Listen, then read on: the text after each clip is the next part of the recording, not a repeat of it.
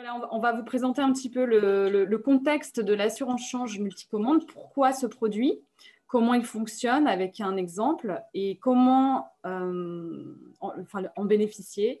Et vers la fin, on vous montrera aussi, on a un outil de simulation pour savoir très rapidement le coût et les cours garantis.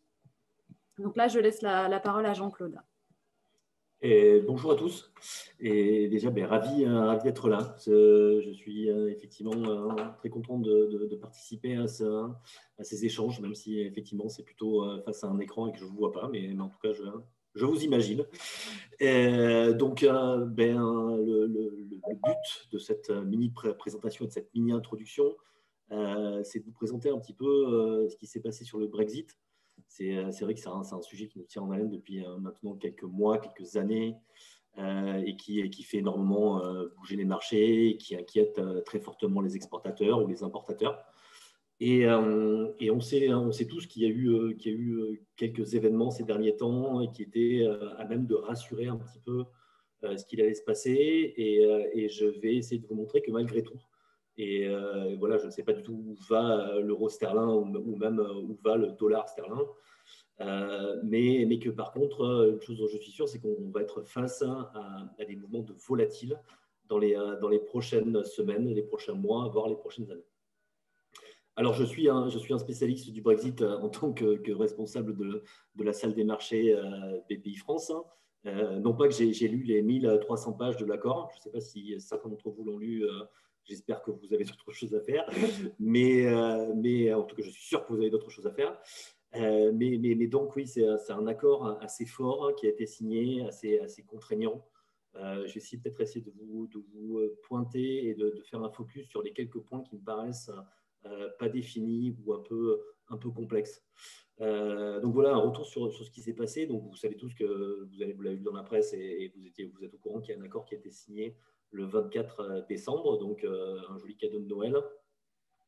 On voit bien qu'on ne peut pas enlever le président Emmanuel Macron de cet accord, puisque tout le monde s'accorde à dire aussi bien en Europe qu'au UK que la frayeur de la fermeture des frontières due au variant Covid a un peu accéléré la capitulation des Anglais, puisqu'on peut parler de ça, effectivement, entre les jours un peu avant le 24 décembre et le 24 décembre, il y a eu de fortes concessions qui ont été faites de la part des Anglais. Donc, c'est quelque chose qu'on ne peut pas mettre de côté. Alors, c'est un accord qui permet donc une sortie qui n'est pas brutale. Par contre, en maintenant les trois plus gros piliers qui étaient nécessaires pour maintenir cette sortie non brutale, qui sont l'absence de droits de douane. Donc, effectivement, pour l'instant, il n'y a pas de droits de douane.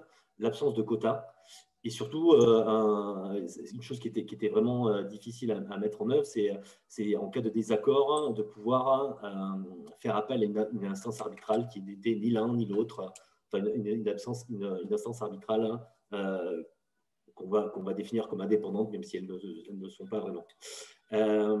Mais il y a encore, et voilà, ça a permis une sortie qui n'est pas brutale, ça a permis de ne pas avoir de blocage et de ne pas avoir de panique, mais il reste quand même de nombreux accords à signer sur de nombreux sujets. Voilà, les premiers sujets le premier sujet sont les conditions de commerce, effectivement, de savoir comment on va continuer à commercer entre le UK et l'Europe. Le deuxième sujet, et vous êtes probablement impliqué par tout ça, ce sont les normes, notamment sanitaires. Tout ça nécessite d'être discuté. Pour l'instant, on est dans une phase un petit peu de flou et de non-connaissance effectivement de ce qui va se passer, mais il va falloir effectivement, si le UK veut changer ses normes sanitaires, qu'ils en informent l'Union européenne, et ça risque d'avoir aussi des discussions autour de ça. Il va falloir certifier toutes ces normes sanitaires. Donc ça aussi, ça va être quelque chose qui est dans la négociation, qui risque d'être un peu long. On a effectivement pas d'évolution sur cette certification, mais donc on est face à une problématique de développement des négociations, de développement des échanges, et donc voilà, on peut considérer qu'on va étirer dans le temps cette période. Vous avez vu que pour définir un accord même global, ça a pris 4 ans effectivement aux deux parties. Et que donc, pour avoir effectivement sur les détails très précis de chacun des types de produits qui traversent les frontières, ça va prendre énormément de temps. L'un des deuxièmes points un peu importants sont les mécanismes arbitrales. Alors, les mécanismes arbitrales, je ne sais pas si vous êtes au fait de ce qui s'est passé, mais effectivement, si il y a un souci sur un sujet très précis, l'une des deux parties, si elle n'est pas d'accord, peut imposer des droits de douane. Alors, ce qui est assez étrange, c'est qu'elle peut imposer des droits de douane aussi sur des biens sur lesquels il n'y a pas de mécanisme arbitral. Donc, c'est-à-dire que voilà, on pourra bloquer tout ou peu de choses. Alors après, peut-être qu'aucune des deux parties n'a vraiment intérêt à le faire, mais effectivement, c'est des mécanismes qui ne sont pas très, très bien figés et qui ont été faits un peu dans la précipitation. Autre point assez important sont les aides d'État. Ce n'est pas forcément un problème côté UE, mais c'est plus un problème côté UK. Vous le savez, la situation économique au UK n'est pas forcément florissante. On peut considérer qu'elle est légèrement meilleure en Union européenne et que donc le UK pourrait être incité à développer certaines aides d'État sur certains services qui seraient un peu moins florissants. Et donc, là aussi, l'UE a la possibilité de saisir la justice, mais la justice anglaise, donc est-ce qu'elle sera impartiale en cas d'effectivement, si elle voit des aides d'État. Donc, en gros, et très, très rapidement, je ne vais peut-être pas vous rentrer dans les détails de tout ça, c'était pour vous dire que effectivement, le 24 décembre, ce qui s'est passé essentiellement, c'est un accord qui a préservé le commerce. Et on va dire que le UK, le Royaume-Uni, a probablement primé sa souveraineté par rapport à son économie. C'est-à-dire qu'effectivement, le politique a peut-être pris le dessus sur l'économie. On a regardé un peu l'économie un peu en deuxième plan. Et au niveau UE, on a aussi laissé un petit peu de côté la partie économique. Donc maintenant, on va rentrer dans une énorme phase de négociation qui risque d'être âpre, d'être rude, qui risque de frotter un petit peu et qui risque d'amener pas mal de volatilité sur les marchés. Autre point important que je tenais à vous signaler, c'est effectivement, vous n'êtes pas sans savoir que l'Angleterre, et notamment Londres, et donc sa capitale et son coin d'affaires, la City, sont une des plus grandes places internationales de la finance. Or, il faut savoir que effectivement, cette place financière fait la pluie et le beau temps sur la parité euro-sterling, puisque effectivement, nous parlons de services qui sont très, très puissants et très, très importants dans le PIB de l'Angleterre, mais aussi dans le PIB mondial. Et or, nous savons que suite à ce Brexit, on est passé sur cette partie purement financière, c'est-à-dire des banques, des hedge funds, des asset managers, des assurances. On est passé effectivement de quelque chose qui était un passeport européen, c'est-à-dire qu'une banque qui était basée, excusez-moi, au UK pouvait effectivement distribuer ses produits partout en Europe, et maintenant ce n'est plus le cas. On est simplement dans un principe d'équivalence, comme l'on est avec les autres pays, par exemple les US, le Canada. On est exactement dans le même principe d'équivalence que celui qui régit les relations avec d'autres pays. Mais par contre, ce principe d'équivalence, il est révocable en cas de moindre souci. Donc là aussi, on a quelque chose qui risque de frotter un petit peu, qui risque d'être un peu difficile à négocier, en sachant que le plus gros du sujet, et sans rentrer trop dans les détails, c'est pour les chambres de compensation. C'est-à-dire que la plus grande chambre de compensation de tous les instruments dérivés au monde, en fait, est en Angleterre. Donc, ça veut dire que si vous faites des instruments dérivés et que vous devez les clearer, effectivement, utiliser une chambre de compensation, voilà, pour l'instant, ça sera clearé, c'est soit clearé en Angleterre, soit clearé en Allemagne. En sachant que la LCH, donc la chambre de clearing qui est en Angleterre, est énorme. Et donc, pour l'instant, on lui a laissé le droit, c'est l'UE a laissé le droit à cette chambre de compensation de compenser les produits dérivés qui seront négociés en Europe. Tout ça pour ne pas créer de panique, puisque ça aurait créé vraiment des transferts de fonds un peu en panique, hein, vu qu'effectivement l'accord a été trouvé le 24 décembre. Il aurait fallu trouver, effectivement, faire des transferts de fonds, et là on parle de milliers, de milliards d'euros. Il aurait fallu transférer tous ces fonds et ça aurait créé probablement un mouvement de panique entre le 24 décembre et le 31 décembre dans des périodes de liquidité plutôt faibles. Ça, c'était donc pour vous parler essentiellement de la partie économique et de ce à quoi on faisait face. Et donc, vous aurez bien compris que mes points principaux sont essentiellement de dire que, OK, il y a un accord, OK, on a sauvé les meubles. Par contre, maintenant, on a du pain sur la planche.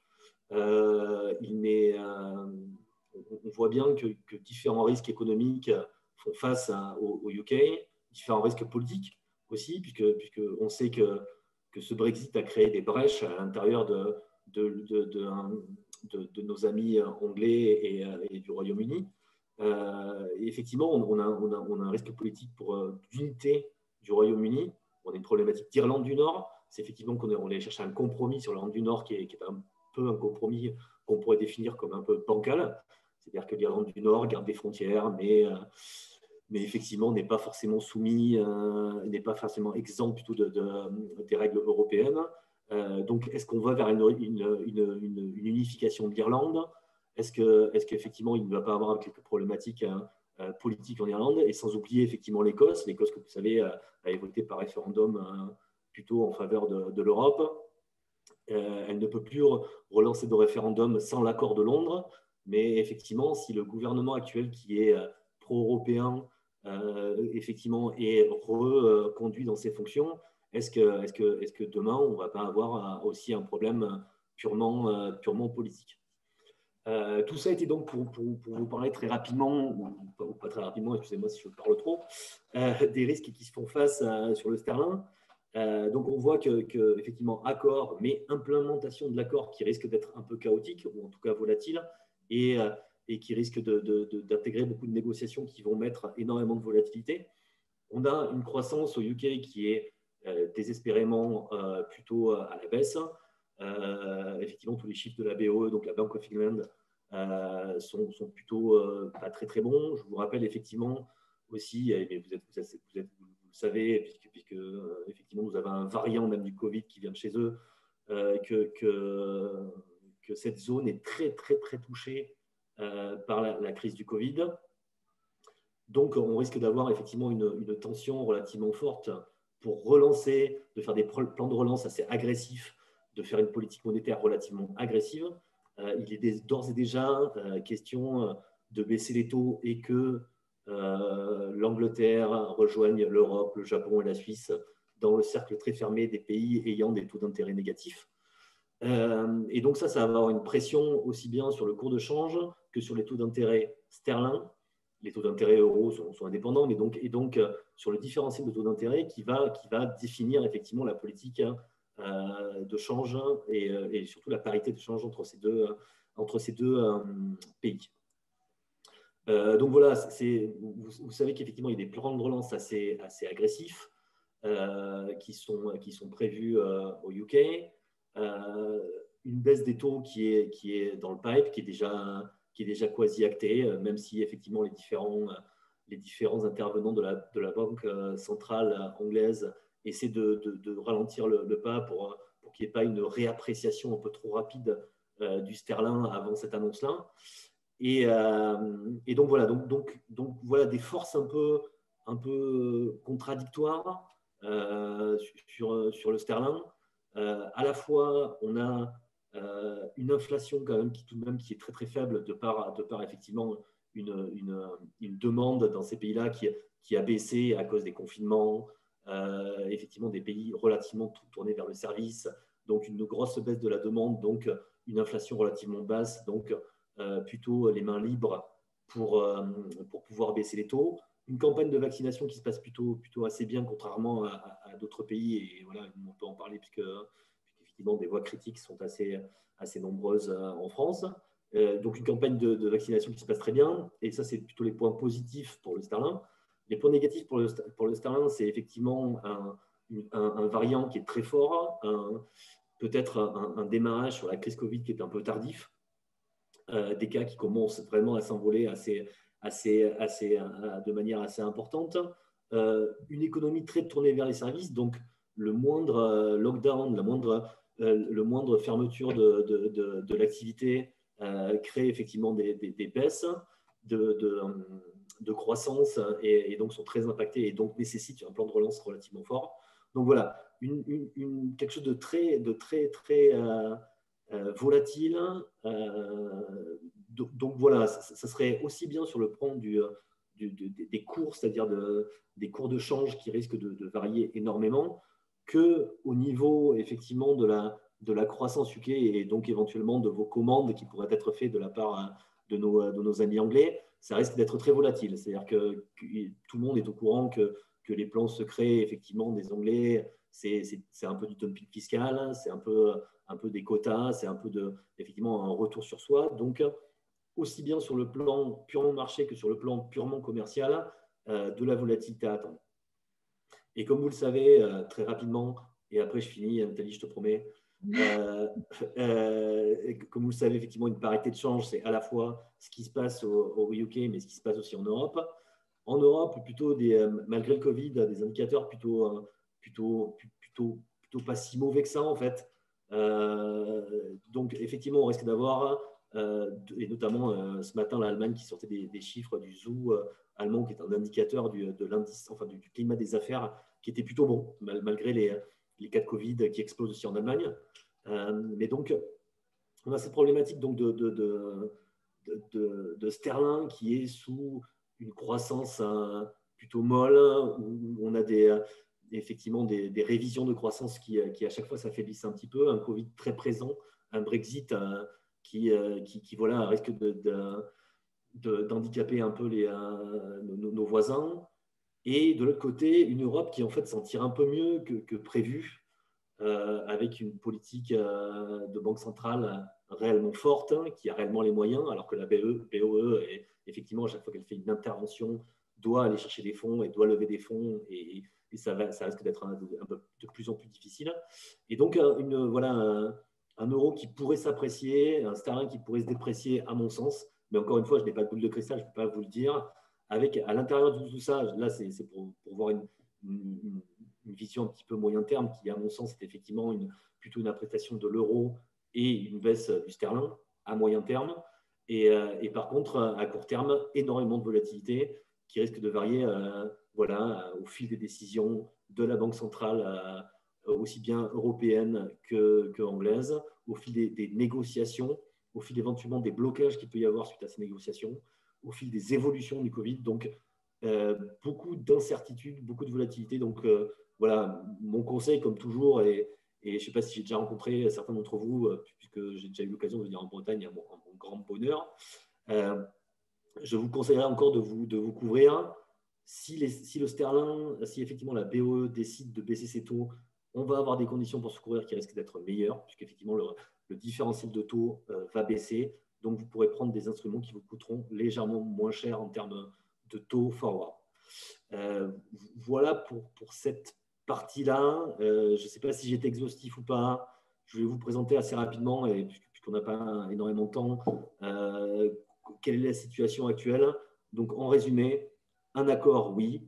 Des choses qui restent en pending, bon, excusez-moi de parler en anglais, Jean-Claude Van Damme sort de ce corps. Des choses qui restent en suspens, excusez-moi, pendant ce temps-là, et beaucoup de choses à régler. Une situation au UK qui est très, très touchée par le Covid, qui n'avait pas besoin de ça, parce qu'on sait qu'ils vont être très, très touchés par le Brexit. Un pays qui a déjà développé des accords, mais vous devez le savoir, avec le Maroc et tout ça, pour effectivement essayer de développer leur point faible qui est effectivement la nourriture, le food, dont ils sont dépendants depuis essentiellement des pays étrangers. Et parallèlement à ça, une Europe qui se sort plutôt mieux que prévu de tout ça, un espoir assez fort avec une banque centrale qui est intervenue de manière forte, et des espoirs assez forts sur la vaccination. Donc, à mon sens, on a tous les arguments pour avoir une hausse de l'euro sterling, donc une dépréciation du sterling et une hausse de l'euro. voilà, à moyen terme, avec bien évidemment de la volatilité en attendant. Voilà ce que je peux vous dire. Je te laisse la parole, Nathalie, si jamais tu veux. Oui, alors donc je vais rebondir un petit peu sur tout ce que tu as dit pour présenter ce dispositif qui existe, enfin, qui est vraiment né de cette situation Brexit, puisque nous, on existe bien sûr depuis un moment, mais on fait de l'assurance change, on couvre soit des gros projets ou des opérations plutôt longues en termes de paiement, avec des périodes de négociation très longues.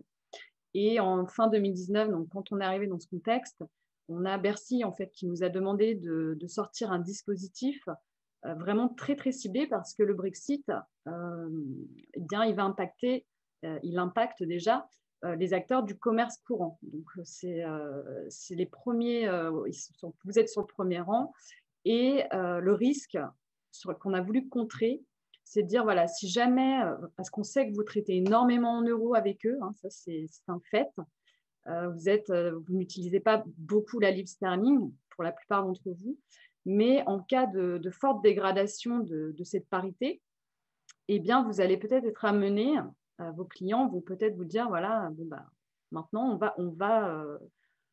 on veut vous régler en livre sterling pour contrer un petit peu, comme disait Jean-Claude, une forte dégradation de cette parité-là. Donc nous, en fait, on a pris un dispositif qui existe déjà et on est venu l'assouplir. Donc pourquoi, effectivement, l'idée c'était de dire, bon, on est sur un risque commercial, on n'est pas non plus que sur un risque de devise. Le risque, c'est que votre activité elle soit fortement impactée à la baisse du fait d'une dégradation. Aujourd'hui, on observe notamment ces derniers jours des opportunités sur le marché par rapport, voilà, tout est relatif, hein, mais par rapport aux derniers mois passés, on a un niveau euro-livre sterling plutôt intéressant et plus proche de ce qu'on a pu observer hors Brexit. L'idée, c'est de dire, ben voilà, pourquoi ne pas aller figer des conditions aujourd'hui pour passer l'année plus sereinement et vous, de votre côté, d'aller anticiper les choses en disant, ben voilà, on est la seule agence de crédit à faire ce type d'intervention, ce type de couverture. Il n'y a que la France qui l'a fait. C'est-à-dire que au Royaume-Uni, ils n'ont pas de solution pour ce risque-là. Et vous en avez une en main, c'est-à-dire que vous avez un outil commercial supplémentaire. L'idée, c'est de dire, voilà, on vous fiche des conditions parce que bien souvent, vous leur remettez des prix catalogues en euros. Et il est possible, moi j'ai eu quelqu'un ce matin qui m'a dit, voilà, j'ai un client au Royaume-Uni qui est dans l'alimentaire, qui me demande maintenant un catalogue de prix en livres sterling. Et donc voilà, il était un petit peu embêté par rapport à ça. Mais de se dire, voilà, aujourd'hui on le fige et pendant toute l'année, toutes les commandes qui vont être passées, vous avez garanti on va le voir après comment ça marche, mais un chiffre d'affaires pour cet acheteur-là. Vous savez que voilà, pour toutes les commandes qui va vous passer, en gros, vous avez ce cours garanti. Donc, c'est de la transparence pour lui avant tout et pour vous parce que vous savez qu'il ne va pas être bloqué ou avoir un certain attentisme sur le taux de change pour passer ses commandes. Parce que c'est le cas sur nous, en tant qu'experts sur d'autres devises, on sait que sur des devises très, très volatiles, c'est des choses qui arrivent. Donc, comment ça marche? En gros, alors ce qui est important de retenir sur ce produit-là, sur ce dispositif, c'est que ce sont des garanties, des couvertures par acheteur. Ce n'est pas du multi-acheteur. C'est-à-dire que vous allez couvrir une enveloppe de chiffre d'affaires prévisionnel pour un acheteur bien identifié. Donc, après BPI France, comment on intervient? Nous, on va venir vous garantir ce cours de conversion. Sur la durée où vous allez être engagé avec votre prix catalogue, on va aller sur un maximum de 12 mois. On va prendre en compte votre délai de paiement. Et pour toutes les commandes qui vont être passées au fil de l'eau, donc pendant toute l'année, vous allez chaque fin de mois déclarer votre chiffre d'affaires et vous ne serez engagé que sur les commandes que vous aurez réellement reçues. C'est-à-dire que si vous avez 0 commande, vous êtes complètement désengagé de cette couverture-là. Et c'est sur ce point-là, c'est notre valeur ajoutée sur un autre produit qui est très similaire, Mais là, en fait, le produit, on va dire, le plus flexible qu'on ait dans notre gamme de produits, l'idée, c'est de vous couvrir sur un aléa de commande, un aléa commercial. Voilà. Alors, on va peut-être regarder une illustration. Imaginons que vous avez un acheteur, voilà, vous faites globalement par an 1,5 million de... Bon, là, on l'a mis en livres sterling. Vous faites ce chiffre d'affaires-là. Vous avez un cours du jour de 1 euro pour 0,8650 livres sterling. BPI va venir vous garantir, donc là, ça rejoint un petit peu ce que Jean-Claude disait sur le niveau des taux. Quand on vous garantit un cours, ce n'est pas le cours du jour, c'est un cours à terme qui est déterminé justement par ce différentiel de taux entre l'Europe et le Royaume-Uni. Donc là, quand on va venir vous garantir un cours, on va être à 0,8757 par exemple. Et tout au long de l'année, sur toutes vos commandes passées, ce cours-là sera garanti. Donc en fait, c'est comme si vous repassiez vous en euros. Et chaque fin de mois, vous allez venir déclarer et imputer cette enveloppe. BPI, en fait, va faire une comparaison de cours, c'est-à-dire qu'on ne va jamais prendre vos livres sterling, mais on va venir compenser une éventuelle perte sur votre conversion, sur votre opération de conversion des devises, pour toujours vous replacer à 0,8757. Voilà. Et donc, pour chaque mois, vous allez déclarer, on va toujours prendre votre délai de paiement en compte, c'est-à-dire qu'imaginons qu'on arrive au mois de décembre et sur les derniers jours de décembre, vous avez une commande, elle sera bien garantie à 90 jours. Voilà. Donc, les critères d'éligibilité pour ce produit, c'est effectivement d'être sur du commerce courant en livres sterling. On a sur toute notre gamme de produits une exigence de part française qui est de 20%. C'est-à-dire que si, je prends un exemple un peu simple, mais si vous êtes juste distributeur ou grossiste en France, mais que vos fournisseurs sont bien français, vous pouvez bénéficier de ce dispositif. Donc, la vraie particularité du produit, c'est que ce n'est pas du tout un multi-acheteur, c'est vraiment une enveloppe pour un acheteur. Il n'y a pas de minimum, on fait toute taille d'entreprise. Et l'enveloppe maximale, par contre, on est à 60 millions d'euros par acheteur.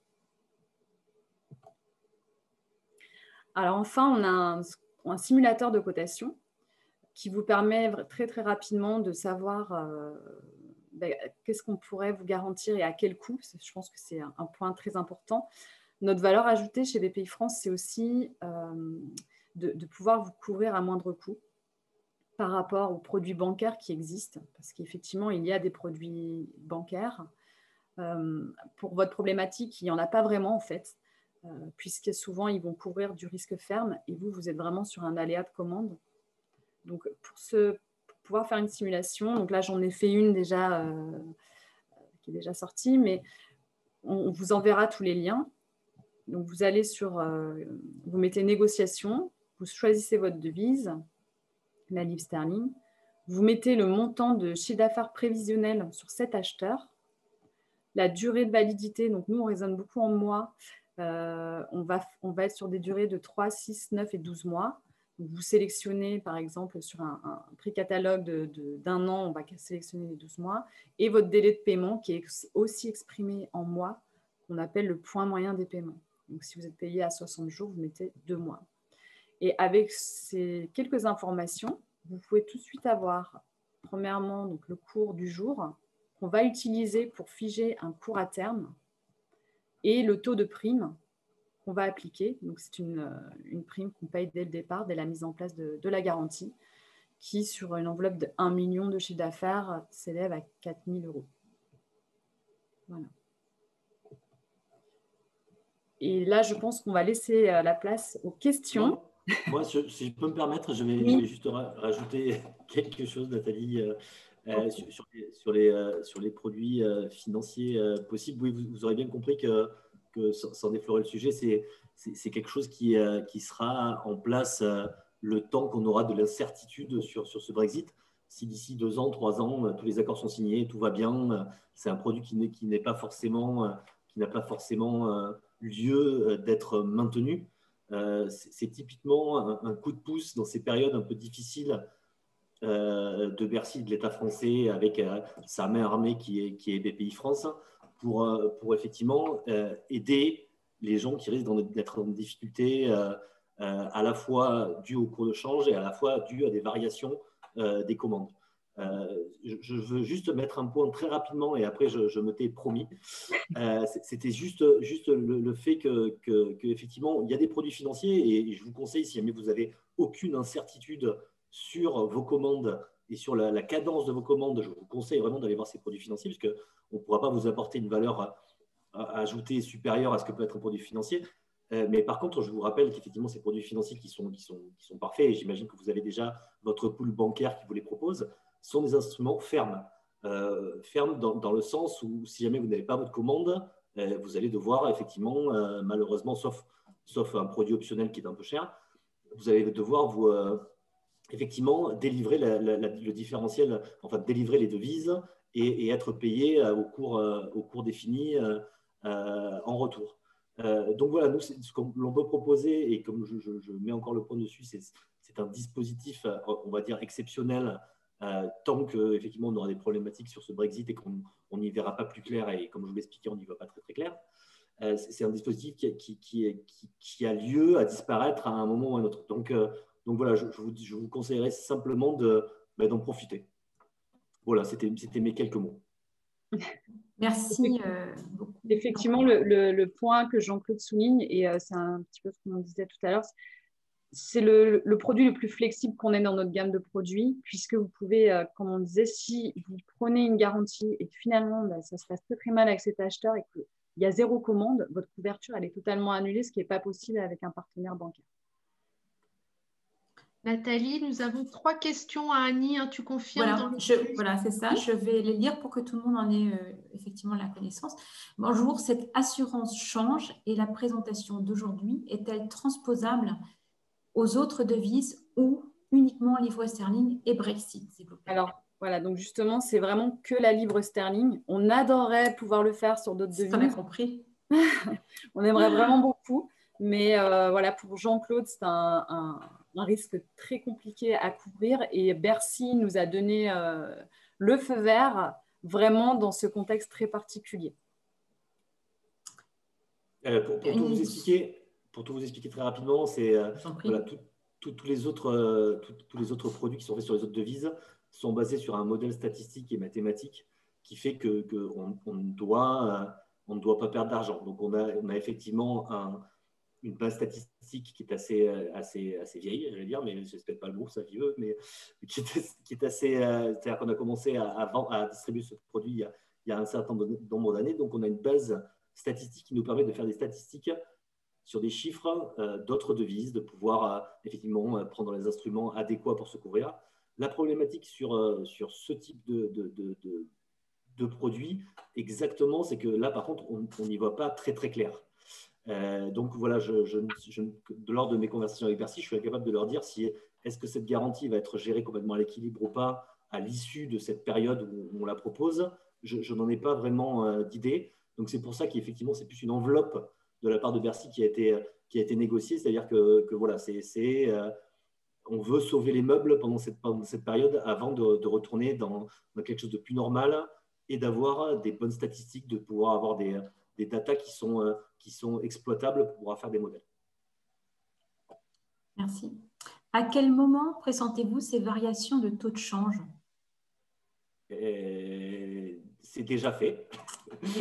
C'est déjà fait. Pour tout vous dire, j'ai passé une fin d'année horrible parce que j'avais bien l'intention de prendre un petit peu de vacances, méritées comme tout le monde ici présent, j'imagine, ou ici à l'écoute sur ce Zoom. Mais malheureusement, la livre sterling a été très, très, très, très volatile sur les dernières semaines et même les derniers jours de l'année. Donc là, pour l'instant, on a eu un retour effectivement du sterling. Tout ça se fait dans des ranges, excuse-moi, dans des ranges, j'espère que vous comprenez ce que je dis, dans des ranges relativement serrés. On n'est pas dans des énormes variations, mais par contre, on peut avoir on n'est pas dans des écarts qui sont fantastiques, mais par contre, ça bouge vraiment tous les jours. Tous les jours, il y a des variations. La moindre nouvelle fait bouger. Et par contre, effectivement, le gros du mouvement risque d'arriver lors des décisions des banques centrales. Les banques centrales se réunissent chaque mois. La BOE se réunit cette semaine, il me semble. Et donc, ça risque de bouger à ces moments-là. Alors maintenant, je n'ai pas de boule de cristal. Je ne peux pas vous dire ce que va faire exactement la BOE. Ce que je peux vous dire simplement, c'est que, à mon sens, ça va bouger. Ça va bouger. Alors, la problématique, c'est qu'effectivement, vous couvrez, vous, dans un seul sens, qui est effectivement la hausse de l'euro et la baisse du sterling, puisque vous êtes payé en sterling, qu'effectivement, il faut que vous rachetiez des euros lorsque vous êtes livré en sterling. Donc, moi, comme je vous l'expliquais en préambule, il me semble que l'équilibre de moyen terme serait une appréciation de l'euro, une dépréciation du sterling, avec au milieu de tout ça des variabilités assez fortes. Donc, je peux malheureusement pas trop donner d'échéancier. L'idée du produit, c'est de se dire, voilà, il y a un risque, on ne sait pas si ça va arriver, mais si jamais ça arrive, que vous n'ayez pas de regrets ou que ça n'impacte pas votre niveau de chiffre d'affaires, puisque vous aurez pris ce produit-là pour passer cette période de turbulence. Ouais, je vais rajouter, Nathalie, si tu le permets, que effectivement, vous regretterez jamais de vous être couvert contre le risque de change et le risque effectivement de décalage de vos commandes. Donc, c'est quelque chose que vous pourrez ni vous reprocher, ni votre board, si jamais vous avez un board. C'est pas quelque chose qu'on pourra vous reprocher, puisqu'il vaut mieux se couvrir et avoir effectivement une sortie de cash qui est certaine et faible, puisqu'on vous propose effectivement des prix relativement faibles. Versus subir un marché qu'on ne maîtrise pas. Très bien, merci. Si 0 de chiffre d'affaires, le montant de la prime est-elle due? Non, oui, la prime, une fois qu'elle est payée, on peut pas elle est payée, quoi. Voilà. C'est dès le départ la mise en place, parce qu'on a quand même des niveaux relativement faibles. Juste pour vous faire un petit comparatif, pour les produits bancaires, ce type de risque, quand vous les couvrir, vous allez avoir à peu près, ce sera des options de change, et vous serez, alors je ne sais pas, Jean-Claude, si c'est plus élevé que le dollar, mais on est à 3% à peu près d'un montant couvert. C'est un peu plus élevé, parce qu'effectivement, ce type d'instrument, ce qui les fait varier, en fait, est fonction d'une donnée économique qui s'appelle la volatilité, c'est-à-dire l'estimation qu'a le marché de ce que va bouger, on va dire, la livre sterling par rapport à l'euro. Et actuellement, effectivement, elle est relativement élevée. Mais donc oui, c'est un peu plus cher. Nous, sur un an, on va être à 0,4% du montant. C'est ça, d'accord. Et dans l'exemple tout à l'heure que vous citiez, j'avais vu 1 million et 4 000 euros la prime, c'est ça? Voilà. C'est ça, voilà, mais c'était quand même sur 1 million. Très bien, merci. Pourquoi cette couverture, vous aviez mentionné dans les critères d'éligibilité hors négoce. Donc, pourquoi cette couverture ne peut pas fonctionner une entreprise de négoce? Alors, c'était négoce international, c'est-à-dire que si jamais on achète tout hors France, si on est dans la négoce française, c'est un peu l'exemple que j'avais pris, si tous les fournisseurs sont français et qu'on exporte au Royaume-Uni, qu'on est grossiste en fait, ça peut fonctionner. C'est très important de le signaler. Lydie et Sabine ont, je pense, souvent cette question. Dans les conseillers BCI également, on a quand même aussi, et c'est un chiffre d'affaires généré dans les entreprises négoces qui est quand même non négligeable. Et c'est souvent une question qu'on a parce que dans les textes, souvent, est écrit hors négoce. Voilà. Donc, c'est bien de le préciser. Oui, exactement. Si je peux me permettre aussi profiter du fait que effectivement c'est un plan qui est ouvert pour proposer, quoi. C'est-à-dire que les portes de Bercy ne sont pas tout le temps grandes ouvertes, et là sur cette problématique-là, elles le sont plutôt. Donc profitez-en, déposez des dossiers. Il faut, à mon sens, tenter. Enfin, je ne sais pas ce que tu en penses, Nathalie, mais je pense qu'il faut tenter, même si vous faites une négoce, voilà, si vous avez une part française, ou en tout cas si vous employez des gens en France, et que effectivement le chiffre d'affaires s'en va de France, ça titillera Bercy. Et donc voilà, je vous conseillerais, quoi qu'il en soit, de demander un accord. C'est vrai que le cap est dur à passer de l'euro à la livre sterling, mais on est vraiment là pour vous accompagner. Et voilà, on ne vous lâche pas dans la nature avec cette couverture. On la gère ensemble. On a des outils en ligne et puis surtout, on est très, très réactif aussi. C'est-à-dire en moins de 24 heures, on peut vous couvrir ce risque-là. Donc, vous n'avez plus de raison de ne pas vous couvrir. Voilà. Plus largement, peut-être pour Lydie et Sabine, quid des assurances change sur les autres devises? Si j'ai bien compris, BPI France n'en propose pas, refus de Bercy. Donc, charge à nous de nous rapprocher de notre pool bancaire. C'est bien ça? Alors, tu m'as cité, Annie, je rebondis. Donc, comme l'a expliqué tout à l'heure Nathalie, on est uniquement sur cet outil de neutralisation de risque de change sur la livre sterling, sur la notion de flux de facture. On intervient sur une palette d'autres devises, mais dans une notion de contrat commercial. Il faut bien faire la séparation entre la notion de contrat commercial, où il peut même y avoir une phase négociation, on est capable d'intervenir dès la phase négo. Là, on parle de flux de facture, de clients avec lequel on va figer justement ce taux, ce prix, avec une approche prix catalogue. Et moi, je vais soulever un autre sujet. Ce pourquoi on a peu de demandes à date sur cette couverture en flux de facture, c'est beaucoup de nos exportateurs bretons restent en euros, ne proposent pas en fait des prix en devises étrangères. Donc ça, je lève un sujet et j'ai envie de dire, si vous, Bretons, vous restez en euros, vous faites porter le risque de change à votre acheteur. Vous ne faites que transférer le sujet.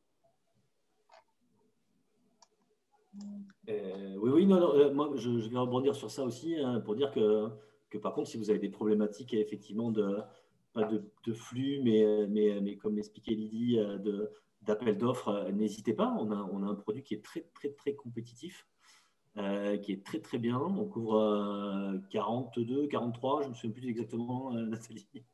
C'est une quarantaine de devises, du major au bizarre, voire même au très bizarre. Donc, n'hésitez pas aussi à nous solliciter sur ça. On est ouvert à tout ça. On a quelques clients sur la région, quelques beaux clients sur la région. Merci Eddy, merci Sabine. Et n'hésitez pas, effectivement, si vous avez des projets soumis à appel d'offres ou pas forcément soumis à appel d'offres, n'hésitez pas à nous solliciter également. Je prends un exemple, bien d'équipement. Un bien d'équipement, il y a un contrat commercial, il y a un client, il y a un contrat qui est rédigé pour le projet en question. Donc, on n'est pas en flux de facture, ce qui fait la différence. Je ne sais pas, Sabine, si tu veux rajouter quelque chose je voulais juste dire que ce ne sont pas des produits élitistes. On est vraiment sur des produits qui sont accessibles aux PME pour des petites opérations. Quand on parle de contrat, un contrat de 30 000 €, on regarde, enfin Nathalie, tu me diras le compte. Non, on n'a pas le minimum. On regarde vraiment des contrats commerciaux. Vous remettez une offre de prix, même en dehors d'un appel d'offres. Vous savez que vous êtes en concurrence et que vous avez peur de ne pas être retenu. Nous, on vous assure, même pour des petits montants, enfin, ce n'est vraiment pas des produits élitistes et le but, c'est vraiment d'avoir un outil simple à vous proposer et vous aider à être concurrent, d'être compétitif à l'export et vraiment que le risque de change ne soit pas une montagne pour vous, quoi. Mais il faut oser la devise. Il faut oser non pas être en euros, mais être dans la devise du pays en question pour être plus proche aussi du besoin de votre acheteur qui aussi bien ira prendre un autre opérateur qui, lui, se sera couvert. Donc, nous, on fait beaucoup de sensibilisation sur le sujet. Certes, c'est un risque, mais nous, on peut vous couvrir. Et je dis aussi souvent, sortez couverts. Stresser, oser la devise, mais sans avoir en tête ces dispositifs d'assurance, comme l'a dit Jean-Claude, on n'est pas sur des options de change, de vente interne, d'opérations qu'il faut déboucler, on est sur une notion d'assurance. Donc, il faut connaître l'outil et je remercie vraiment Annie de nous avoir donné la parole et on est trop bavard. Je vous en prie. Non, je vous en prie. Merci surtout d'avoir pris le relais de notre incident technique. C'est Jean-Claude qui a beaucoup parlé. Ça prouve le rebond. C'est bien, c'est parfait. Nous avons une bonne synergie.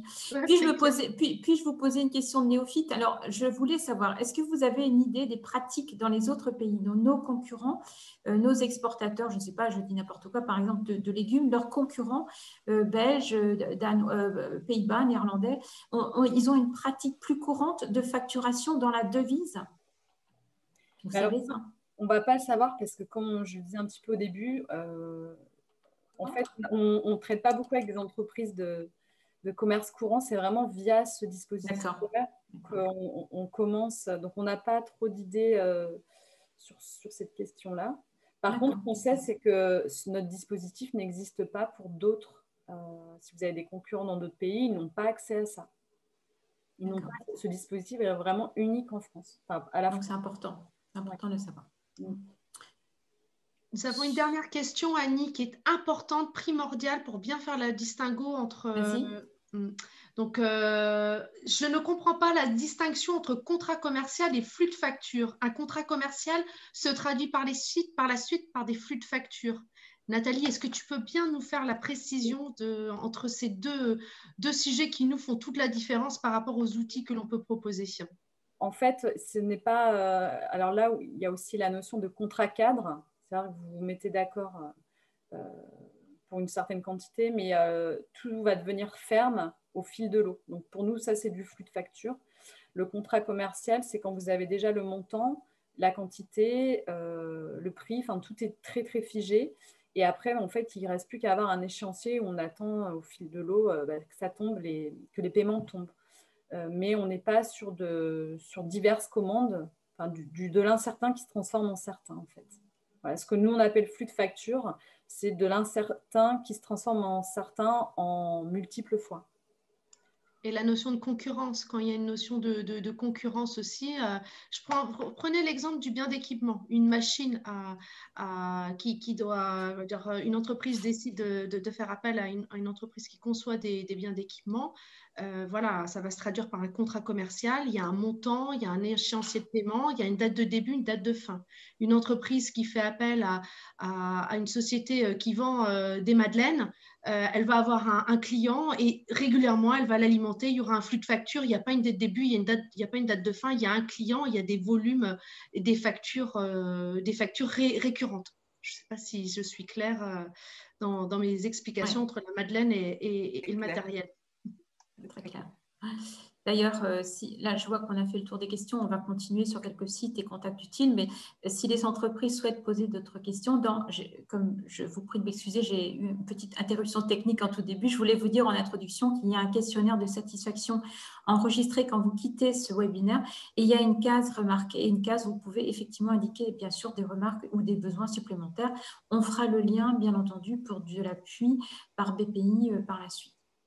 Il y avait une question beaucoup plus large. Alors, une personne a demandé quelles aides d'État. Donc, je pense que cette personne veut sans doute parler quelles sont les aides d'État pour se développer à l'international. Je suppose que c'est ça. Pour répondre à cette question, sachez que BCI va organiser le 17 février prochain un webinaire sur les aides publiques d'État qui sont à la disposition des entreprises pour se développer à l'international. Aides d'État donc nationales, régionales et parfois locales. Donc, il y aura les outils BPI France avec l'assurance prospection, donc je suppose avec BPI, les aides de la région Bretagne tout au long de votre démarche export et le plan de soutien export actuellement dans le plan de relance. Voilà, donc intervenant justement, Lydie, il me semble. Hein. Donc, c'est le 17 février à 10h30. Voilà. Sur ce sujet, à moins qu'il y ait d'autres questions, je vérifie tout de même. Ah, excusez-moi, j'avais mal compris. Merci de me le préciser. Les aides d'État au Royaume-Uni, je pense que c'est dans l'introduction peut-être de Jean-Claude qui a peut-être évoqué dans le level playing field les risques de concurrence par les aides d'État que pourraient avoir les Royaumes-Unis, c'est ça? Peut-être ouvrez votre... Oui. Je réactive mon micro. Oui, effectivement, c'est toutes les aides d'État qui pourraient... ce dont je parlais, effectivement, c'est toutes les aides d'État qui pourraient être mises en place par le UK pour aider les entreprises UK. C'est ça. Les entreprises anglaises. Donc, comme je vous expliquais, l'Union européenne aura le droit de demander à ce que ces aides d'État soient jugées devant un tribunal anglais. Voilà. Mais voilà, oui, il ne faut pas se cacher. Ce Brexit n'a qu'un seul but, c'est de avoir une souveraineté, peut-être de make England great again. Je ne sais pas si vraiment si Boris Johnson avait un slogan ou pas, mais effectivement, c'est de re-industrialiser un petit peu l'Angleterre, de la rendre dépendante plutôt de ses produits intérieurs, et donc d'aller à l'encontre de ce pourquoi on essaie de défendre effectivement ici même, c'est de savoir un petit peu, de pouvoir continuer à négocier avec le UK. Donc, il est évident qu'il va y avoir des aides, qu'il va y avoir des des choses un petit peu pour que voilà, tout ce qui est commande soit fait peut-être plutôt avec des fournisseurs UK. Et donc, comme je vous expliquais, effectivement, il y aura, oui. il y aura la possibilité pour l'Union européenne de faire appel. Mais voilà, ce que j'ai relevé, c'est que faire appel auprès d'un tribunal anglais, quoi. Donc, ce n'est pas forcément quelque chose qui sera totalement impartial. Donc, voilà. Très bien, merci. On continue juste pour vous présenter, si vous voulez bien. Je vous laisse continuer en passant les slides, si vous voulez bien, Jean-Claude ou bien Nathalie, sur la suite. Donc, comme là, vous trouvez voilà, le lien. Alors, je redis, je ne sais pas si Lydie l'a dit, merci Lydie d'avoir pris le lien. Vous aurez cette présentation par la suite, donc qui vous sera adressée par BCI. Et vous pourrez, puisque ce webinaire est enregistré, retrouver ce webinaire sur le site de BCI. Voilà, et donc là, vous aurez le lien. Donc, on peut passer à la suite. Donc, dans la phase de préparation du Brexit, nous avons organisé donc, depuis 2018 à fin 2020 à peu près 19 réunions d'information ou webinaires. Et à la suite de l'accord conclu donc, entre le Royaume-Uni et l'UE le 24 décembre dernier et avec une entrée en vigueur donc, au 1er janvier, on va mener d'autres actions Brexit, notamment des réunions d'information, de sensibilisation.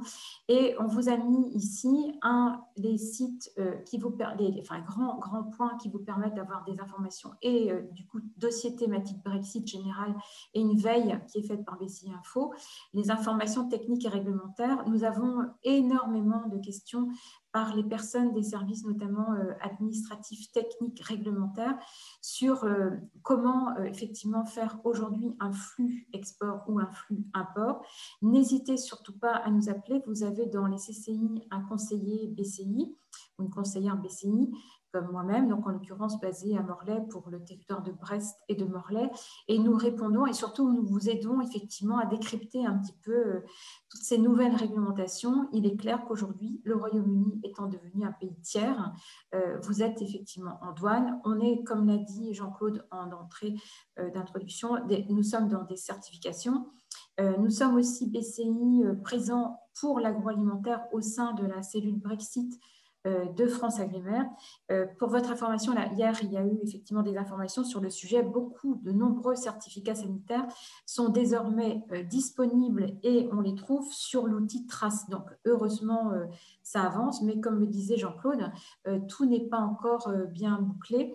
On a sur 3 étapes clés importantes pour le secteur, notamment alimentaire, en tête le 1er janvier, le 1er avril et le 1er juillet, avec progressivement de plus en plus, effectivement, de formalités à faire. Mais ça, ce sera effectivement incontournable. Et pour vous répondre, vous avez tous ces sites. Donc, c'est un moyen, comme vous aurez le support, d'avoir des liens directs. Un sur BCI, vous les avez là. Le ministère, donc on a également indiqué tous ces aspects, soit sanitaires, soit DGE, industrie, soit les aspects fiscalité. Le dernier volet, donc l'aspect douane, vous trouverez, c'est très utile pour vous, le guide douanier donc fait par la douane en France a été remis à jour là au 12 janvier. Allez-y, c'est vraiment extrêmement bien fait. On peut passer à la slide suivante si vous voulez bien, Jean-Claude ou Nathalie. Et là, c'est effectivement, on parlait tout à l'heure des liens de la Commission européenne. Pour rebondir sur ce que disait Jean-Claude, évidemment, le point sujet important en termes de stratégie à l'international à surveiller, ce sont évidemment les aides de l'État du côté UK, qui risquent de créer des distorsions de concurrence, d'où la vigilance de la Commission. Des outils vont être mis en place pour alerter la Commission si besoin, et vous aurez effectivement la possibilité de vous défendre. Mais tout le monde est évidemment conscient des difficultés que ça peut engendrer. La Commission a différentes sources que vous pourrez voir ici. On a souvent des questions également, et on vous l'a remis parce que je pense que c'est très utile pour vous. Le tarif, c'est-à-dire à combien arrive le produit en Grande-Bretagne et vice-versa, au Royaume-Uni, pardon, et vice-versa. L'intérêt, et c'est quand même un accord inédit, c'est que nous avons eu un accord qui signifie plus de droits de douane et plus de quotas, ou presque pas, sinon pour la pêche. Néanmoins, c'est quand même intéressant, selon l'origine et ce que comporte un produit d'origine préférentielle ou non préférentielle, d'aller voir si vous avez un produit non préférentiel, à combien il entre d'un sens comme dans l'autre. Ça, vous trouvez ça sur ces sites que vous a signalés. Le site du Royaume-Uni, on vous le met parce qu'on se rend compte maintenant depuis le 4 janvier, où l'on a beaucoup d'entre nous étions un petit peu en pause, entre guillemets, la première semaine de janvier. Mais depuis le 4 janvier, on est non-stop, en fait, en conseil avec des entreprises bretonnes qui nous disent que leurs clients ne sont pas prêts du tout, ou pratiquement pas. Alors, c'est vrai que c'est une relation gagnant-gagnant, une relation commerciale. Vous avez dans ces outils du côté UK des moyens effectivement d'envoyer au moins des liens directs à vos clients qui sont parfois aussi perdus. Voilà, et on avait indiqué, on vient d'en parler, l'assurance multicommande GDP. Et on va terminer sur la dernière slide où vous trouverez également, s'il vous plaît. Ah, je ne vous entends plus là. Oui, j'avais coupé le micro. Il y a juste une petite erreur, c'est pas GDP, c'est GBP. Hein, GBP, voilà, on va corriger. Ouais, vous voulez bien, voilà, on va corriger. Voilà. Et donc là, ce sont vos contacts. Au niveau BCI, vous avez un numéro vert. Vous avez les contacts dans les CCI qui peuvent vous répondre. Et sur une adresse générique, donc, qui est celle que vous voyez, réglementaire@bretagnecommerceinternational.com. Et si vous connaissez mes, entre guillemets, homologues, mes collègues, n'hésitez pas à les contacter en direct. Le pôle Action économique est très actif aussi. Pour votre information, c'est de ce matin, un emailing est parti dans vos entreprises pour une invitation à deux webinaires, 2 dates sur la douane, dans le décryptage de l'accord d'un point de vue douanier, sur notamment les notions d'origine. Ces 2 webinaires ont lieu les 9 et 18 février. Donc, au choix, vous pourrez vous inscrire, vous avez reçu l'emailing ou vous vous connectez sur le site de BCI. De nombreuses questions sur les aspects douane-export, donc c'est la DRAF, vous avez les coordonnées de la DRAF, à l'import également, et puis diverses autres questions. Il est bien entendu prévu de décliner ces cycles de webinaire Brexit tout au long de ce premier semestre. Évidemment, nous n'avons pas encore toutes les informations, mais dès qu'elles sortent, en fait, nous restons en vigilance et en réactivité pour pouvoir vous informer et vous conseiller.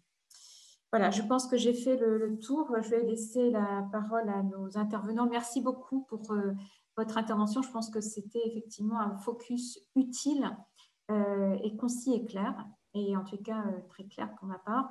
Et je vais vous laisser la parole. Merci encore aux participants. N'hésitez pas, je vous remercie de bien vouloir compléter le questionnaire de satisfaction avant de nous quitter, et vous recevrez cette présentation donc, à l'issue de ce webinaire. Voilà, j'en ai terminé pour ma part. Merci encore Nathalie, Jean-Claude. Et de rien, merci à vous. Merci à vous. Merci beaucoup Nathalie, Jean-Claude. En région, donc vous êtes nos contacts, vous êtes les contacts BPI France en région Bretagne. Lydie, peut-être juste redire, Lydie, sur les départements. Donc Sabine accompagne les entreprises qui sont basées en Côte d'Armor et en Ille-et-Vilaine. C'est votre interlocutrice, votre point d'entrée. Et pour ma part, je suis à disposition des entreprises finistériennes et morbihanaises. Ce que je retiens, on avait prévu en mode 30 minutes, on n'a pas réussi. Il y avait beaucoup de questions et c'était très riche, donc c'est très bien. J'espère qu'on vous a en tout cas donné envie de vous pencher sur la question du sujet, de oser la devise, d'oser neutraliser ce risque de change. Et je pense voilà, qu'on va rester en contact via Annie, que je remercie. Voilà, en tout cas, BCI, voilà, les conseillers BCI, nous sommes à votre disposition. Sachez que c'est une démarche volontaire de la région Bretagne et des CCI de Bretagne d'avoir cette volonté de sensibiliser et de conseiller les entreprises sur ce qui, il faut quand même le reconnaître, est un véritable tsunami dans le commerce international. Royaume-Uni devenant pays tiers, ça sous-entend effectivement beaucoup de questions. Questions qui ne sont pas toutes aujourd'hui éludées, élucidées, donc ça va le faire. Mais nous sommes en veille sur les sujets. N'hésitez pas à nous remonter vos questions parce que nous allons bien entendu approfondir tous ces sujets. Merci beaucoup et portez-vous bien, comme on dit. Et très bonne année à tous et voilà. Et à très bientôt pour la suite de nos webinaires. Merci encore. Merci, au revoir. Au revoir. Merci. Au revoir. Au revoir.